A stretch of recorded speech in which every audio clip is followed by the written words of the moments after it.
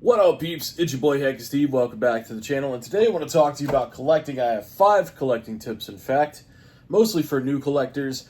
But, maybe some veterans will, appreciate what I have to say as well. I wrote them down here on my virtual paper, which I could have just bought a notepad, hey. But if you're getting into collecting, you shouldn't have any problems with spending money, because that's exactly what you're going to be doing. All right, so number 1, I would say, is be patient. It's easy to see YouTubers, big baller YouTubers such as myself. Not really. There's people with massive collections, like in absurd collections. You have to understand that's part of the entertainment for those channels. You need to be patient, man. You don't need to have a huge shelf of games overnight or like super fast, because that's going to blow your money. That's going to blow your wad. Your load's going to be blown so quick, they're never going to call you back. Okay? Pause. When it comes to collecting, man, you can only play one game at a time. So you might as well just save your cash, be patient.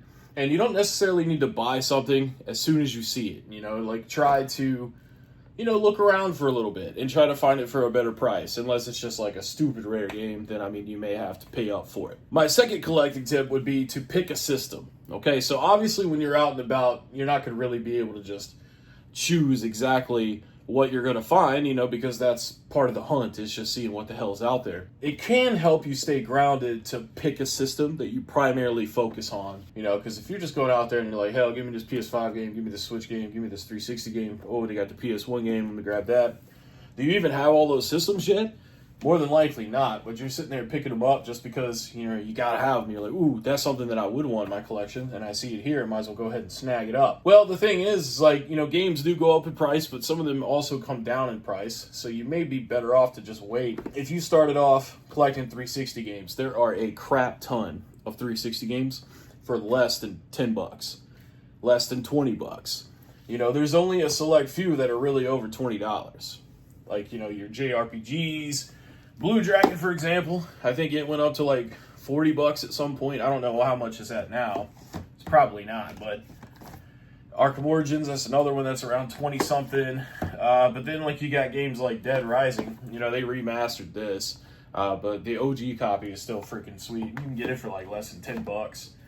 Dead Space 2, I believe you can get that for less than 10, maybe less than 15. So the 360 is a good system to start with, but whatever system that you decide to start with, primarily focus on that, man.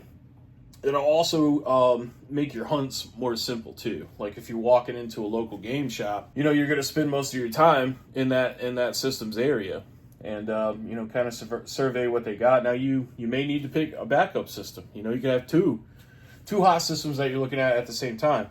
PS2 would be another fantastic system to start with, because there's so many games for it, so many great games for it, and so many games that aren't fucking expensive on the PS2. My third tip would be to stick to the budget, okay? You may go out hunting, and have $500 in your pocket, but do you really need to blow $500? I don't think so, man.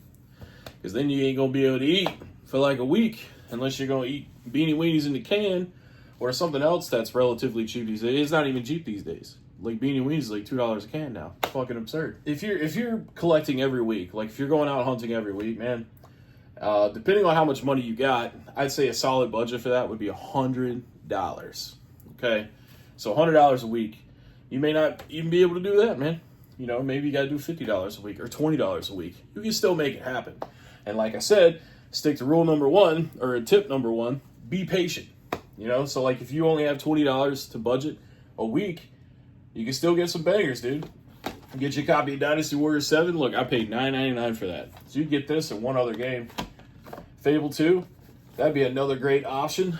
I think it's $10 or less. If I'm wrong on that, I apologize. But Fable 3 is also really good, and it's probably $10 or less. And, I'm just spitballing here for the 360 because it happens to be the most convenient right here in front of me. There's also shit like Halo Reach, Look, $10.99 is what I paid for that, and I think it's less than that now.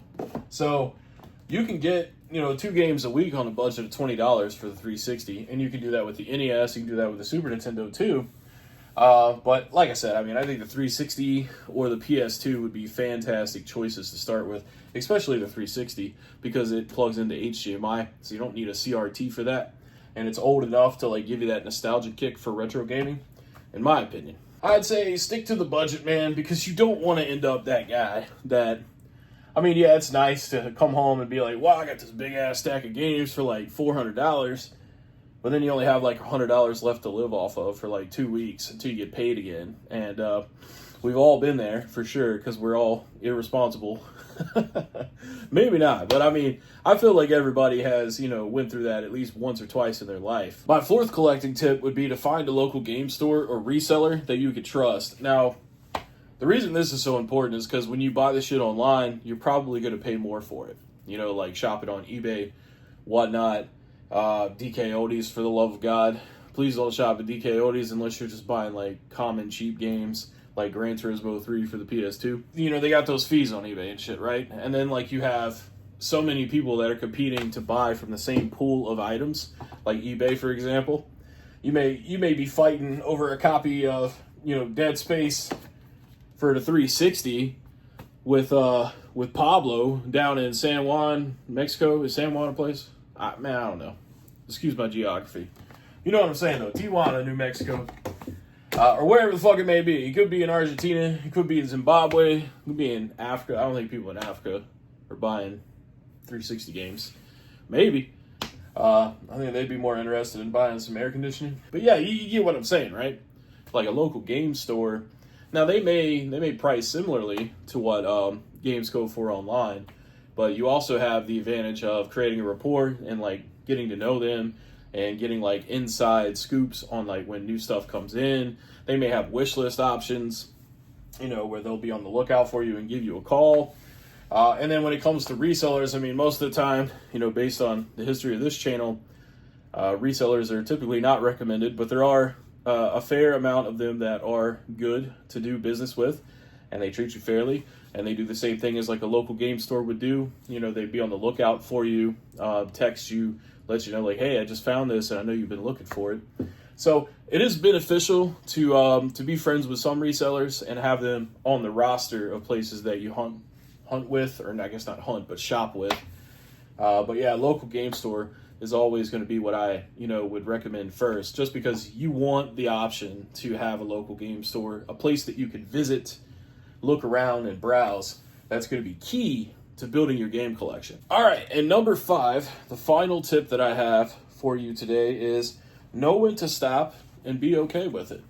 Now that may be, back going into the budget thing, where like you need to stop yourself in the hunt. Be like, look, I can't go above this budget, man. It could be the time that you tell yourself to stop and you got to be okay with it. Or it could be when you start having space issues. Like, I got a decent amount of space, but I mean, like, I also have my vinyl collection in here. I got figures in here, and then I also have my workspace because this is my office. You're going to run out of space, and you have to be okay with stopping or, slowing down, or maybe you need to, shuffle some stuff out, because that does happen with big collections. You may end up, getting rid of some stuff that is undesirable. Like you may get tired of something, and then you may have regrets later. That's part of collecting, man. Everybody goes through it. But see, even me right here, like I refuse to buy another shelf because I really don't have more space for another shelf. But then, like you see, like there's some Switch games right here that can't fit in the line, and then I got 2 more up here. And then that's happening with my 360s down here and PS5 up here. So you're going to start running out of space, and you really have to start considering, what the hell are you going to do? You have to be able to stop at some point. You have to be able to sit there and be satisfied and say, you know what, man, this is a lot of fucking games. And I know that can be difficult, especially living in the United States of America, where everybody's greedy and selfish, including me. I mean, hell, dude, like at some point everybody is a little greedy and a little selfish. Like, yeah, I want to have this massive collection of video games, but you got to think back, man. Like, when you were younger, you would have loved to have had this a lot more than you have it now, or at least I would, you know what I'm saying? But I still appreciate having it, and it's pretty sweet to just come in here and look on the wall and see all these things that I could potentially play and have fun with, but never do, because it's basically like Netflix, where you just kind of scroll and look at it all, but you never really actually fucking play any of it. And I guess with that, I just want to wrap up and say, have fun with it. Have fun with it, but don't waste too much money. At least not all at one time. You know what I'm saying? Like, have a budget. Always take care of stuff that's more important first, like your bills and your groceries, and anything else that you need to take care of. Don't go overboard. Don't become addicted to collecting just for the sake of having some shit on a shelf. And be passionate about what you have. Like you saw my downsizing videos a few months ago, or maybe you haven't. If you haven't, you should check those out. But basically, I went through all of my games, and I was like, I don't really like that game that much, so I don't really need to own it. And it was great, because now the collection is a lot more solid, and I'm happy with that. So anyways, guys, thanks so much for watching. Hope this video helps you out, and if you have any extra tips, put them below, and let's help each other with collecting, and have fun, and stay on the budget, and be okay, and know when to stop.